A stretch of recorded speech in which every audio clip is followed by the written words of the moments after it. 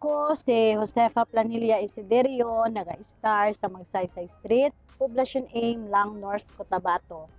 Ang akon bana si Stephen Palmis Isiderio.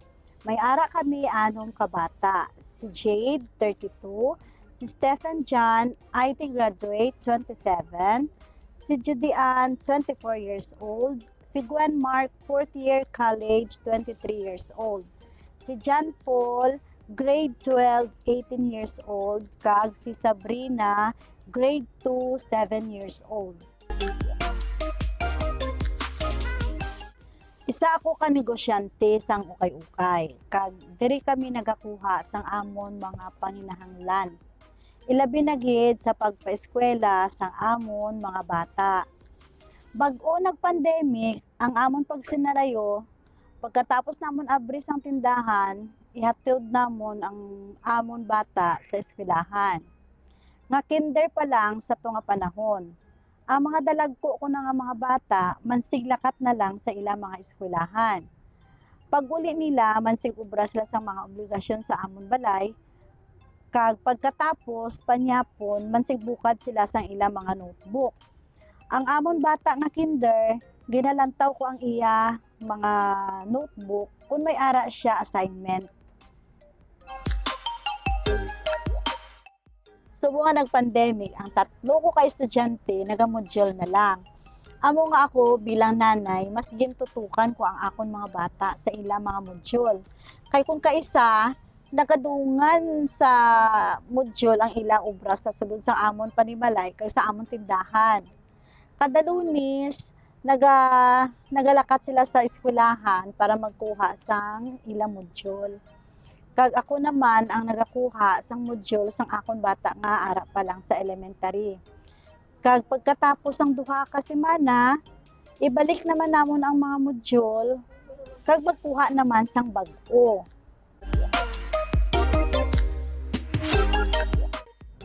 Ay, kalisod gid ka. Kay man lain gid sang una nga ang ihalid ko lang ang bata ko sa ila classroom kag ang maestra na tanay ang bahala magtudlo sa iya. Subong sa balay ko na lang siya gina-check kung may assignment o project sila. Kag kung may problema sila, parte sa klase nila, makapamangkot dayon sa ilang mga maestra. Subong tana ako ilag kapamangkot nga wala ako yak sang inalungkong kag kalibutan kay ang natun-an ko sang high school ako, amo tana ang ginatudlo sa grade 1 subong. Tama kalayo sang panahon nga wala pa sang pandemic. Kung hindi ako kaintindi sa mga pamangkot sang mga bata ko, ginachat ko tana ilang mga maestra. Kag may ara kami group chat nga mga ginikanan. Upod ang maestra para daw naga-meeting man kami pamaagi sa messenger. Ang akon pamaagi para makabuli kag makapahapos ang ilang mga module, ginahatagan ko sila adlaw nga wala sila liwan obrahon kundi adlaw nga magmodule lang gid sila para lang gid sa ilang nga module nga makakonsentrar sila para sa module kag magreklamo kag kung magreklamo nga may ara sila wala naintindihan amo na ina pagbulig ko sa ila kag mas maayo nga sila mismo ang nagatuon kag hindi magsalig sa akon kay sa tuod lang wala man kuya kaintindi kung ano ang ginapamangkot nila kung kaisa mo na ang time nga magtawag na ko sa ilang nga maestra. Sa karon, medyo naka-adjust na siguro tungod kay amo na gid man ang ginatawag nga new normal. Pero lain gid labi na sa mga pag-eskwela sang mga bata, apektado among pagsinarayo. Kay may panahon kung kaisa nga may kadtuan kami, hindi kami kadali-dali lakat. So nag-hire pa ako sang tutor para sa grade 2 ko nga bata. Kay wala sang matudlo sa iya kung may laktan ako.